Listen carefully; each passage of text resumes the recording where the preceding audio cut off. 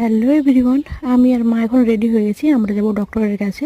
মা সামনে এগিয়ে চলে গেছে আর টোটোর জন্য আমরা এখন ওয়েট করব গেটের সামনে। ভীষণ রোদ, বাপরে বাপ, এখন বাজে 2:30। প্রচণ্ড গরমের সাথে নিয়েছি গ্লুকন্ডি জল, তো সেটাই মা তোমাদের দেখাচ্ছে। একটু ওয়েট করার পর টোটো চলে আসছে। আমি আর মা টোটো উঠে গেছি। যেতে যেতে দেখলাম মাঠগুলো দেখো, পুরো একদম সোনালি ধানে ঝকমক করছে। ধান পেকে গেছে আর মাঠে ধান কাটা মেশিন নেমে গেছে।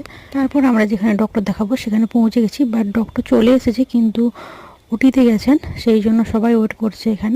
ডক্টর দেখানোর পর ডক্টর আমাকে একটা রিপোর্ট করতে দিয়েছিলেন, তো সেই জন্য আমি বাড়ি ফেরার সময় মেদিনীপুর স্ক্যান সেন্টারে গিয়েছিলাম।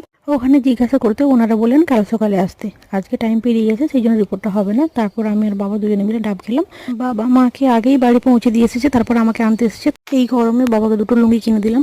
ভীষণ গরম। এইসব বাড়ি পৌঁছলাম, বাবা নিয়ে এলো বাইকে, আর মা দোকানে চলে গেছে। বাবা বাইকে করে পৌঁছে দিয়েছে, দেরি হয়ে গেছিল।